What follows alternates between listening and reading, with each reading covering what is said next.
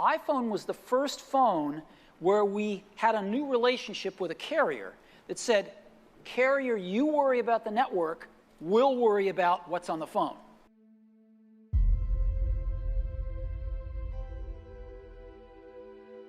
I have one of the best jobs in the world. I'm incredibly lucky. And I thank all of our customers and employees for letting me do what I do. I get to come into work every morning and Speed, by the way. I do speed, and I get to hang around some of the most wonderful, brightest, committed people I've ever met in my life. And together, we get to play in the best sandbox I've ever seen and try to build great products for people.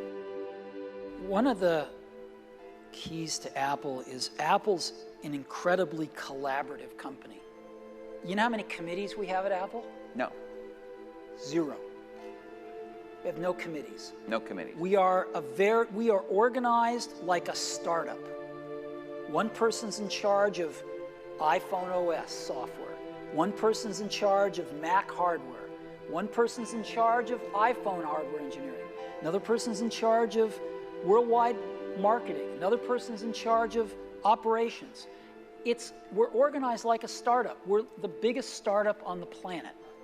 And we all meet for 3 hours once a week, and we talk about everything we're doing, the whole business.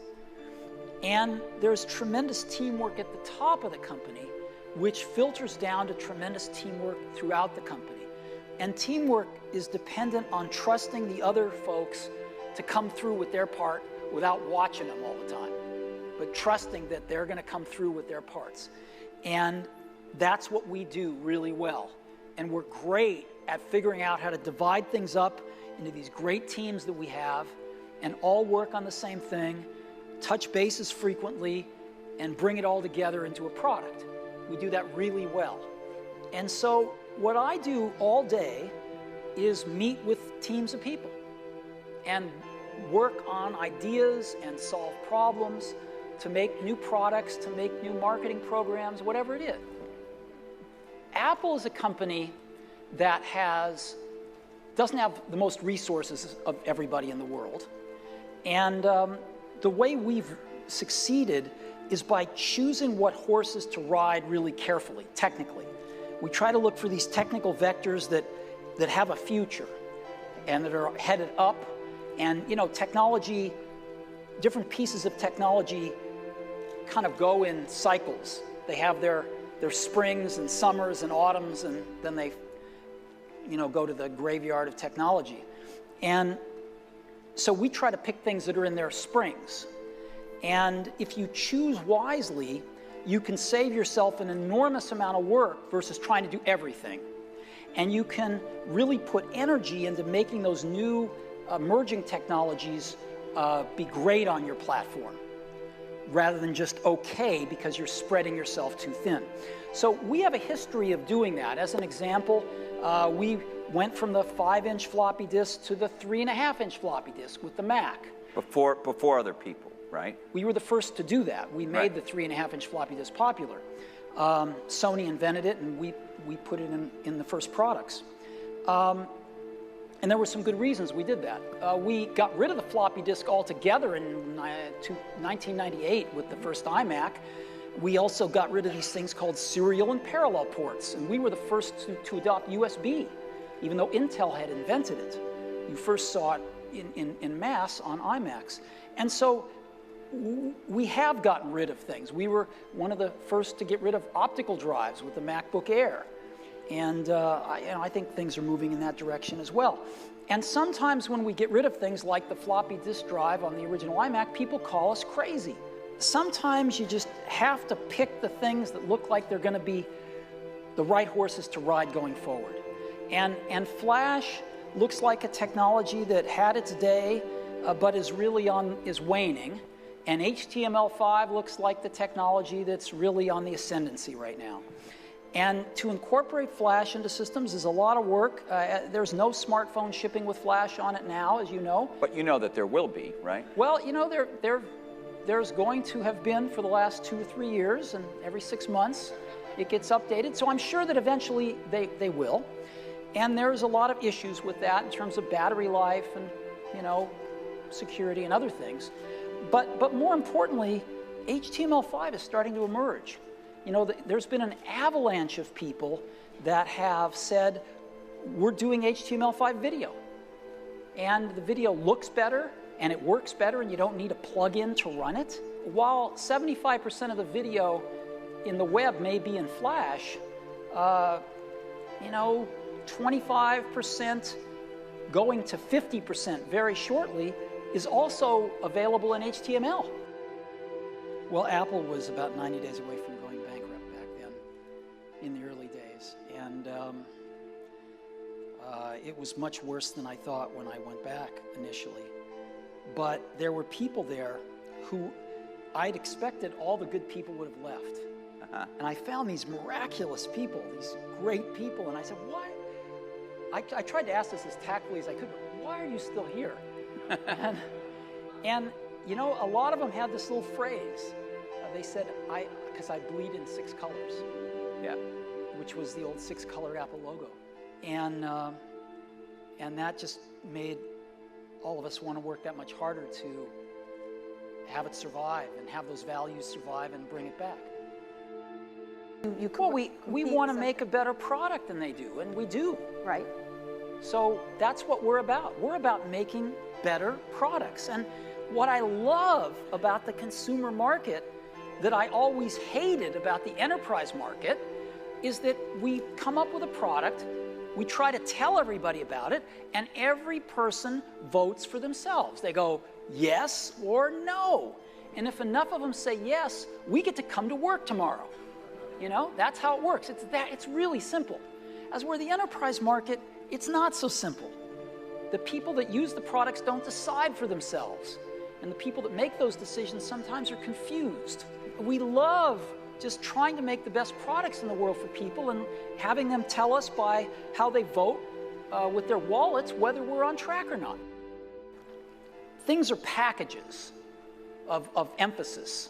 Some things are emphasized in a product, some things are not done as well in a product, some things are chosen not to be done at all in a product. And so different people make different choices. And if the market tells us we're making the wrong choices, we listen to the market. We're just people running this company. We're trying to make great products for people. And so we have at least the courage of our convictions to say, we don't think this is part of what makes a great product. We're going to leave it out. Some people are going to not like that. They're going to call us names. It's not going to be in certain companies' vested interests that we do that, but we're going to take the heat because we want to make the best product in the world for customers. And we're going to instead focus our energy on these technologies, which we think are in their ascendancy and we think are going to be the right technologies for customers. And you know what? They're paying us to make those choices. That's what a lot of customers pay us to do, is to try to make the best products we can. And if we succeed, they'll buy them. And if we don't, they won't. We found a way to sell the phone that we wanted to sell and define it the way we wanted to define it, have the control that we wanted to have over what was on the phone versus the carrier controlling that. So we were able to change the rules of the game. And that's what got us excited about getting into the phone business. I had this idea of being able to get rid of the keyboard, type on a multi-touch glass display. And I asked our folks, could we come up with a multi-touch display that we could type on, I could rest my hands on and actually type on. And about 6 months later, they called me in and showed me this prototype display. And it was amazing. And I gave it to one of our guys. This was in the early 90s. I mean, early 2000s. And I gave it to one of our other really brilliant UI folks. And he called me back a few weeks later, and he had inertial scrolling working and a few other things. Now, we were thinking about building a phone at that time. And when I saw the rubber band, inertial scrolling, and a few of the other things, I thought, oh my God, we can build a phone out of this. And I put the tablet project on the shelf because the phone was more important. And we took the next several years and did the iPhone. People laugh at me because I have used the phrase magical to describe the iPad. Yes, they do. And, but it's what I really think. And there's something magical about it. It's like you have a much more direct and intimate relationship with the internet and media, your apps, your content. It's like some intermediate thing has been removed and stripped away. Well, the keyboard. You know, like that Claritin commercial where they strip away the film? Yeah. It's like that. Okay. And it's, you know, is it the direct action? Is it the fact that you can move it all around? Is it the fact that you have no cables and 10-hour battery life? I don't know. It's all these things plus other things which I don't understand yet. But there's something about it that's magical. I think we are just scratching the surface on the kind of apps we can build for it. I think one can create a lot of content on a tablet. We have 2 platforms we support. One is completely open and uncontrolled, and that's HTML5. HTML5 is a set of standards set by independent standards organizations that are widely respected. So HTML5, CSS, you know, stuff like that. JavaScript would be a third one. So we support HTML5.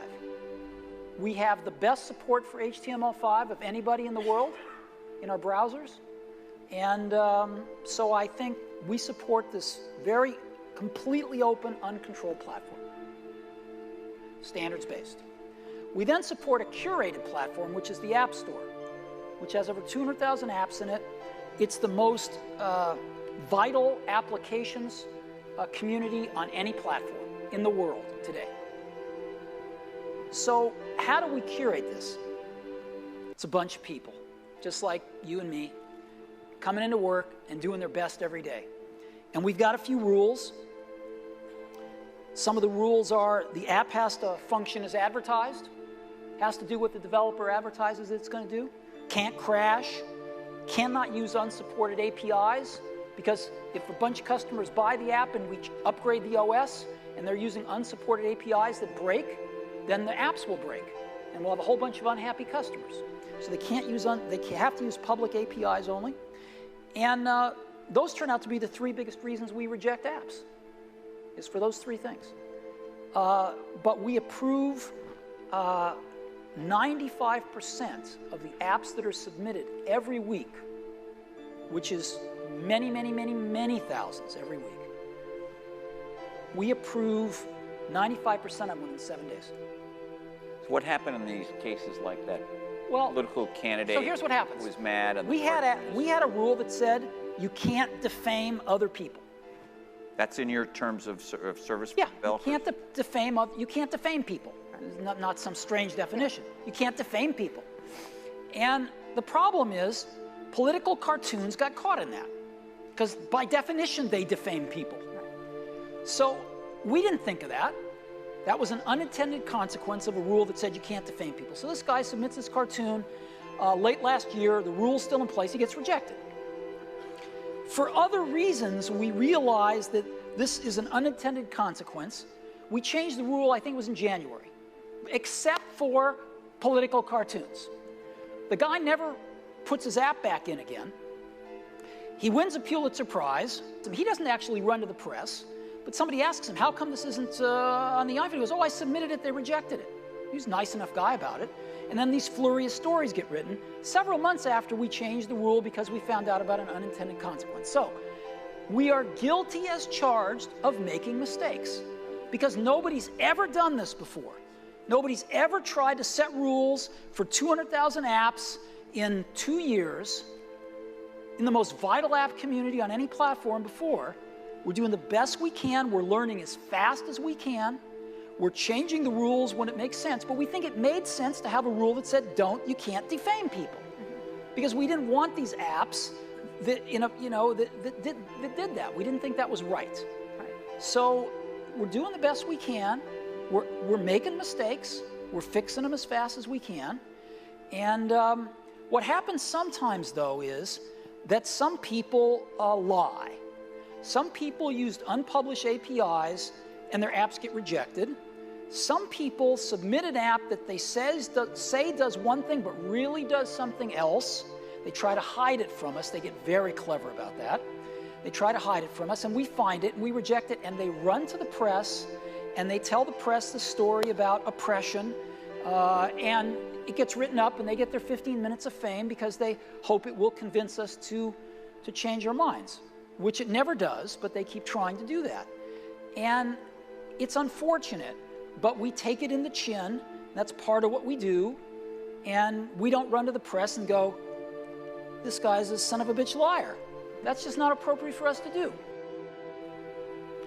I got a lot of advice from people that said, you've got to just let it slide. You shouldn't go after a journalist because they bought stolen property and they tried to extort you. You should let it slide. Apple's a big company now. You don't want the PR. You should let it slide. And I thought deeply about this, and I ended up concluding that the worst thing that could possibly happen as we get big and we get a little more influence in the world is if we change our core values and start letting it slide. I can't do that. I'd rather quit. You know, you go back 5 years ago, what would we have done if something like this happened? You go back 10 years ago, we have the same values now as we had then. We're maybe a little more experienced, certainly more beat up, but the core values are the same. We come into work wanting to do the same thing today as we did 5 or 10 years ago, which is build the best products for people. You know, there's nothing that makes my day more than getting an email from some random person in the universe who just bought an iPad over in the UK and tells me the story about how it's the coolest product they've ever brought home, you know, in their lives. That's what keeps me going.